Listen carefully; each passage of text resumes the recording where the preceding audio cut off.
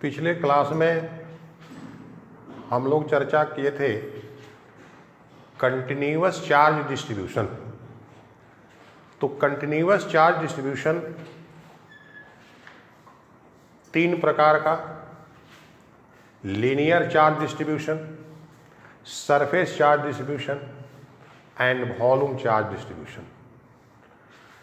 अब आज के क्लास में हम लोग शुरू करेंगे कूलम्ब्स लॉ।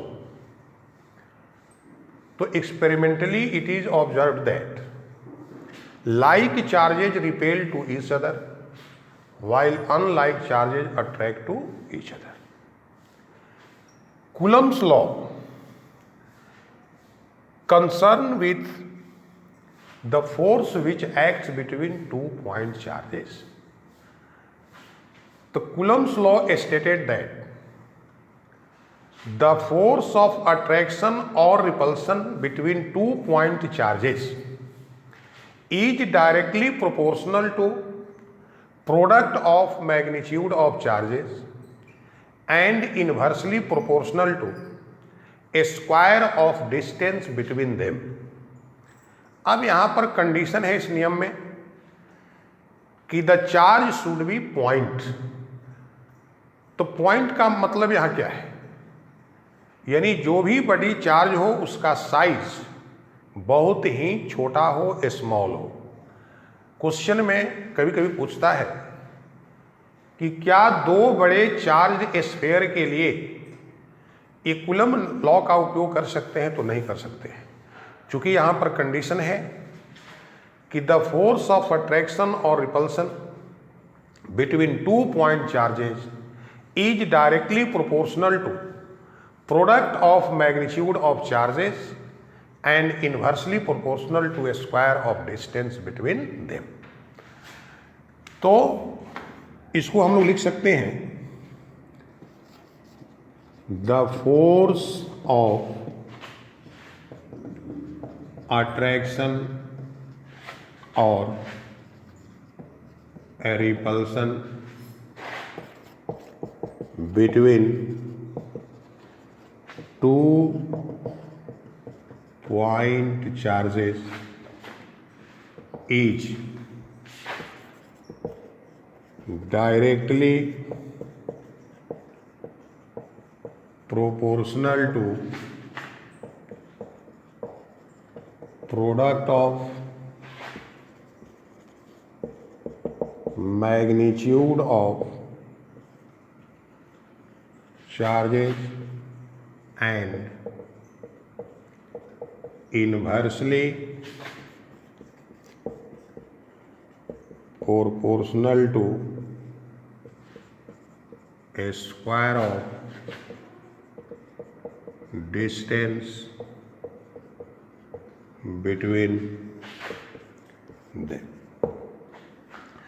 अब इस लॉ को हम लोग मैथमेटिकल फॉर्म में कैसे लिखेंगे?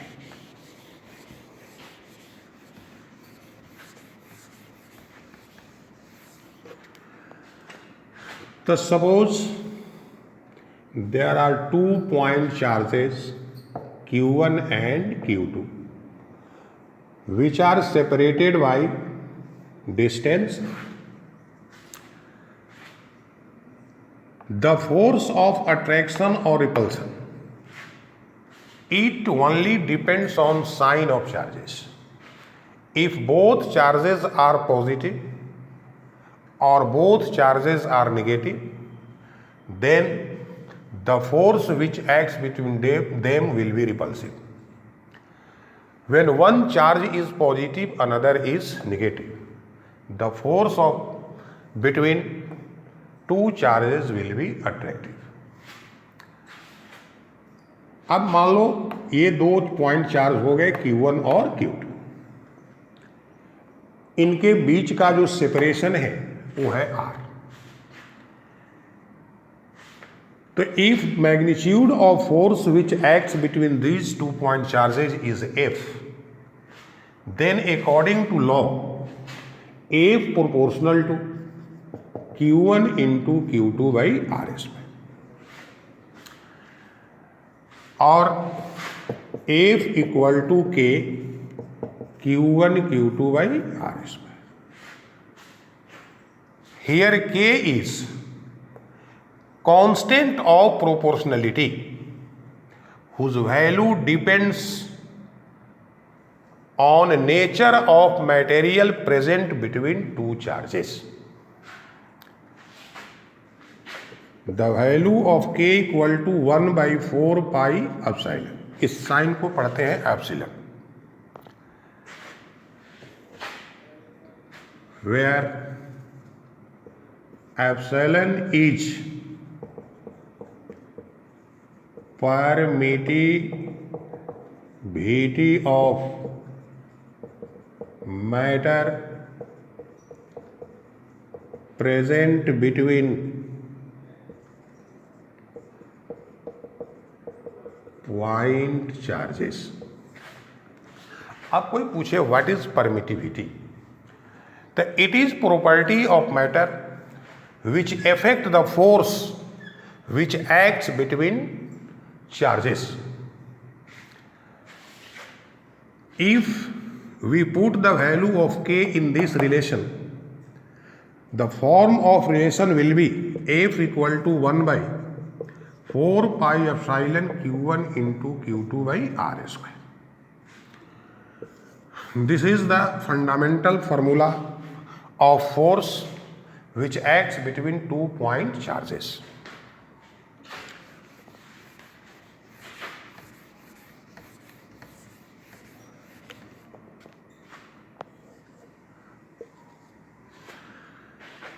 Now we can write epsilon equal to Q1 into Q2 by 4 pi F into R square.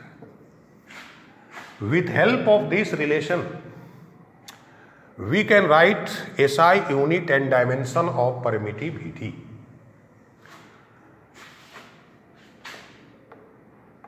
आप जानते हैं the SI unit of charge is coulomb, the SI unit of force is Newton, and the SI unit of distance is meter. According to this relation, SI unit of permittivity will be coulomb square per newton metre square. Permittivity का SI unit क्या होगा? Coulomb square per newton metre square. Now we can write the dimension of permittivity.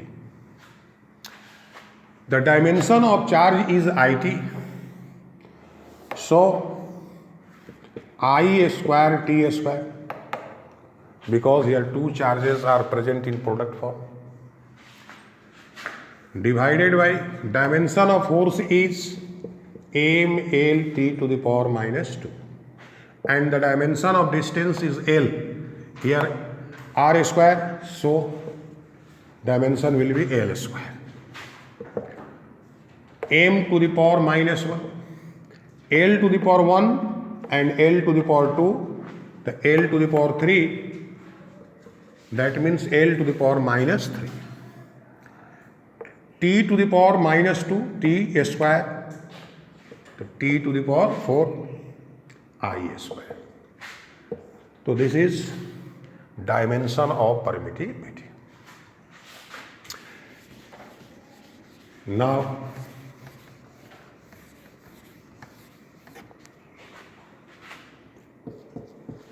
permittivity of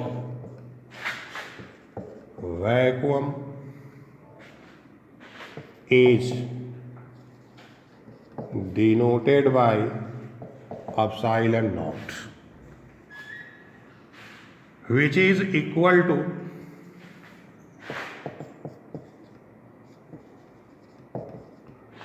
(8.854 into 10 to the power minus 12 coulomb square per newton metre square. ये आपको याद रखना है. कई बार question में पूछ देता है कि what is the value of permittivity of vacuum. अब किसी भी मीडियम की परमिटिविटी और वैक्यूम की परमिटिविटी का जो रेशियो है उसे उस मीडियम का रिलेटिव परमिटिविटी और डाई इलेक्ट्रिक कांस्टेंट और स्पेसिफिक इंडक्टिव कैपेसिटेंस कहा जाता है, जिसे शॉर्ट में SIC लिखा जाता है। The ratio of permittivity of matter and permittivity of vacuum is called relative permittivity of matter or dielectric constant of matter or a specific inductive capacitance of matter। तो ये जो रिलेटिव परमिटिविटी है इसके जगह और दो वर्ड का use होता है, डाइलेक्ट्रिक कांस्टेंट लिखा रहे या स्पेसिफिक इंडक्टिव कैपेसिटेंस लिखा रहे या रिलेटिव परमिटिविटी, ये तीनों एक ही चीज है। तो यहां से क्या रिलेशन निकला? The relative permittivity of matter epsilon R equal to epsilon by epsilon. तो यहां पर ये जो है परमिटिविटी ऑफ मीडियम है, मैटर है, ये परमिटिविटी ऑफ वैक्यूम है और ये उस मैटर का रिलेटिव परमिटिविटी है। इसको डाइलेक्ट्रिक कांस्टेंट भी कह सकते हैं और स्पेसिफिक इंडक्टिव कैपेसिटेंस भी कह सकते हैं।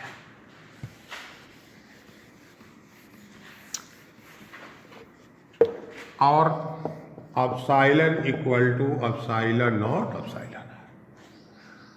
Now Coulomb's law can be written as F equal to 1/4 pi epsilon not epsilon Q1 Q2 by R square. तो जब भी क्वेश्चन पूछा जाए आपसे कि दो पॉइंट चार्ज हैं, उनके बीच फोर्स निकालना है, इस फॉर्मूला का यूज करेंगे। अब यदि दोनों चार्ज के बीच केवल एयर है या वैक्यूम है, तब क्या होगा? तो फॉर एयर और vacuum epsilon R equal to 1। तो if either air is present or vacuum is present in between 2 point charges, then the formula of force will be FA, here A is abbreviated for air, equal to 1/4 pi epsilon naught Q1 Q2 by R square।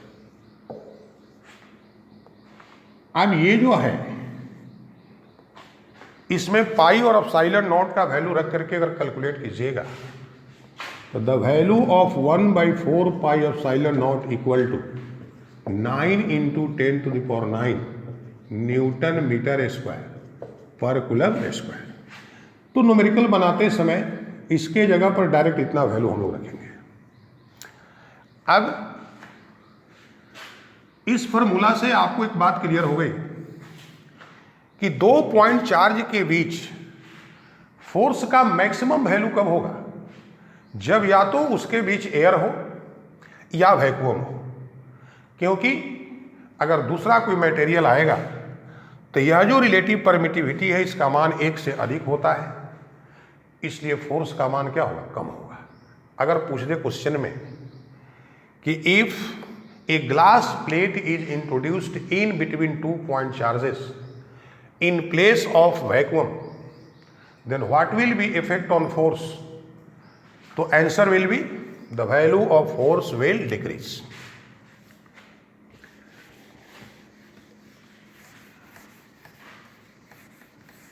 अब आप लिख सकते हैं F A by F equal to 1/4 pi epsilon Q1 Q2 by are square, 1/4 pi epsilon not epsilon R Q1 Q2 by are square, ये cancel हो जाएगा। तो F A by F equal to epsilon are.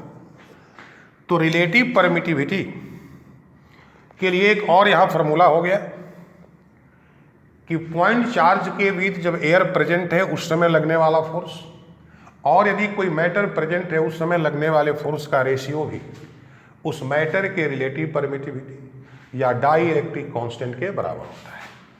और इसको लिख सकते हैं F a equal to epsilon r into F. इस फॉर्मूला से भी आपको क्लियर है कि एयर के प्रेजेंट में या वैक्यूम के केस में फोर्स सबसे अधिक होगा। अगर कोई भी मैटर वहां पर आता है तो फोर्स का मान जो है वो घट जाएगा। मेटालिक कंडक्टर के लिए एप्सिलॉन आर का वैल्यू इन्फिनिटी। आप ऐसे भी समझ सकते हैं, मान लो एक चार्ज Q1 दूसरा Q2, अब यहां पर किसी कंडक्टिंग मटेरियल के रड से इसको ज्वाइंट कर दीजिए। तो हम लोग डिस्कस कर चुके हैं कि कंडक्टर तो उसी को कहते हैं जिसके होल पार्ट पर चार्ज डिस्ट्रीब्यूशन हो जाता है। तो ये दोनों चार्ज यहाँ डिस्ट्रीब्यूट हो जाएंगे, यानी फोर्स का वैल्यू क्या हो जाएगा, 0। और फोर्स 0 होने का एक ही मतलब है कि यह जो एप्सिलॉन आर है उस मेटालिक कंडक्टर के लिए इन्फिनिटी हो गया। अब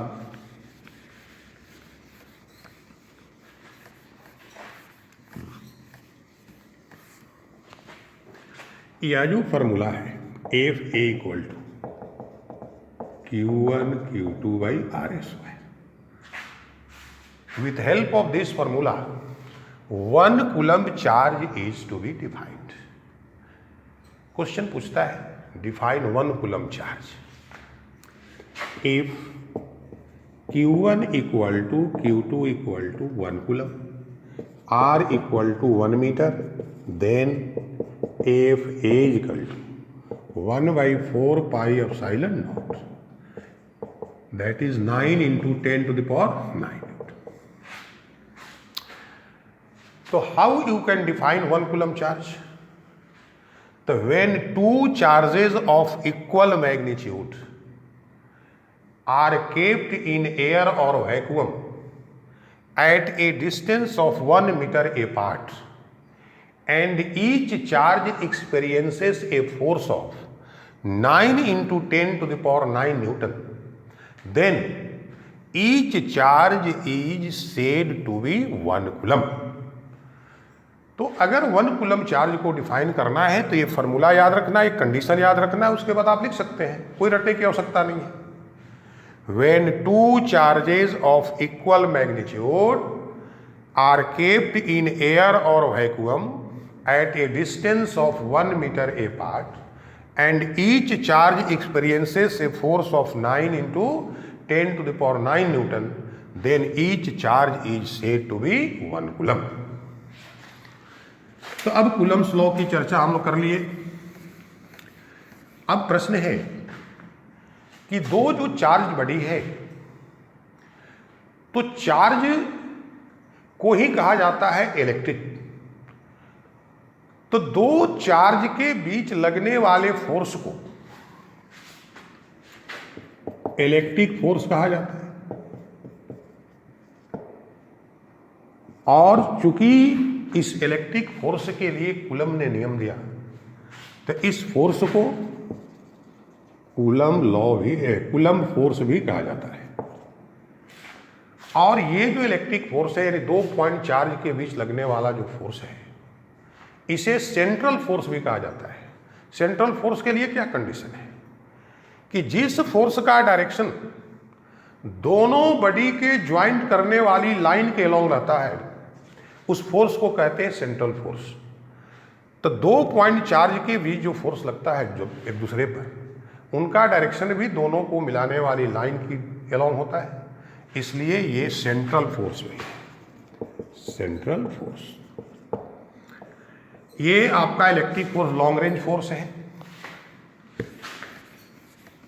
अब इस कूलम्स लॉ पर हाँ एक प्रश्न उठता है, कहीं कहीं किताब में लिखा रहता है कि व्हेन दो both charges are static then the force which acts between them is called electric force.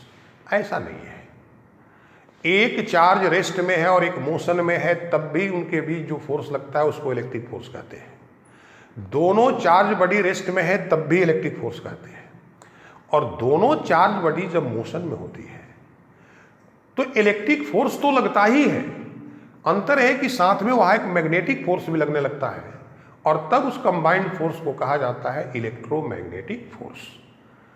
तो अब इस कूलम्स लॉ पर आधारित हम लोग एक आध न्यूमेरिकल हल करेंगे यहां पर। तो पहले सबसे सिंपलेस्ट जो आपका पूछेगा क्वेश्चन, मान लो पूछ दिया 2 point charges 5 microcoulomb and 10 microcoulomb are situated at a distance of 10 centimeter apart. Calculate force which acts between charges. 2 point charges 5 microcoulomb and 10 microcoulomb are situated at a distance of 10 centimeter apart. Calculate force which acts between charges. अब इस question में ये नहीं discuss किया गया कि charge के बीच कौन सा मीडियम है। तो जब भी ऐसी स्थिति आ जाए तो जब कोई मीडियम की चर्चा नहीं है इसका मतलब या तो वैक्यूम है या एयर है। दूसरी बात, चार्ज किस चीज में दिया गया है? माइक्रोकूलम में। तो पिछले क्लास में हम बताए थे कि चार्ज के साथ माइक्रो मिली इसके यूनिट के साथ लगा रहेगा। यह माइक्रो क्या है? प्रीफिक्स है, इसका वैल्यू 10⁻⁻⁶। तो Q1 equal to 5 microcoulomb 5 × 10⁻⁻⁶ coulomb. Q2 equal to 10 microcoulomb 10 × 10⁻⁻⁶ coulomb. अब दोनों के बीच का जो सेपरेशन है distance R equal to 10 centimetre. अब इस सेंटीमीटर को भी आपको कन्वर्ट करना है मीटर, हमेशा ध्यान रखिएगा न्यूमेरिकल में सभी यूनिट एक सिस्टम में होनी चाहिए। तो 10 सेंटीमीटर यानी 10⁻⁻⁻1 मीटर। कैसे? तो सेंटीमीटर प्रीफिक्स है 10⁻⁻2, तो 10 × 10⁻⁻2 इक्वल टू 10⁻⁻1 मीटर। अब व्हाट विल बी फोर्स? तो अब जो आप सूत्र अभी पढ़े उसका यूज कर दीजिए। तो क्या होगा formula? F equal to 1/4 pi epsilon naught Q1 Q2/R²। इतने के जगह पर 9 × 10⁻⁹, Q1 5 × 10⁻⁻⁶, Q2 10 × 10⁻⁻⁶, R² 10⁻⁻1 whole square. Now you can solve this problem. तो 9 × 5 45, 10⁻⁹, 10 to the power 1, 10 to the power -6 -6।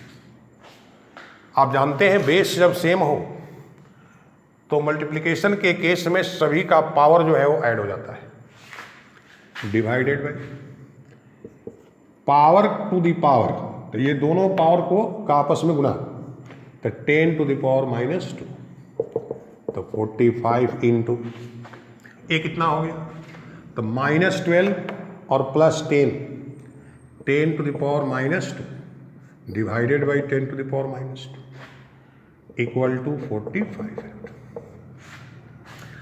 तो इस प्रकार से ये तो सबसे सिंपल क्वेश्चन था। अब इसी क्वेश्चन में अगर पूछ दे कि if magnitude of both charges are made double and separation between them is made half, then what will be change in force between them। तो कुछ नहीं करना है, अभी ये फॉर्मूला हम लोगों ने यूज किया। अब नया कंडीशन में both charges are made double, तो Q1 के जगह पर 2Q1, Q2 के जगह पर 2Q2, और separation between them is made half, that means R/2 का square. This will be 416 into 1/4 pi epsilon naught Q1 Q2 by R², यानी 16 है। 4 16 टाइम्स 16 गुना बढ़ जाएगा। तो आपको इसको याद रखना ऑब्जेक्टिव के लिए, अगर दोनों चार्ज का मैग्नीट्यूड डबल कर दिया जाए, उनके बीच के सेपरेशन को हाफ कर दिया जाए, तो उनके बीच लगने वाला फोर्स 16 टाइम्स यानी 16 गुना जो है वो बढ़ जाएगा। तो इस प्रकार से आप जो है कूलम्स के लॉ पर आधारित क्वेश्चन को हल कर सकते हैं। एक क्वेश्चन की चर्चा हम लोग फिर नेक्स्ट वीडियो में करेंगे। Thank you.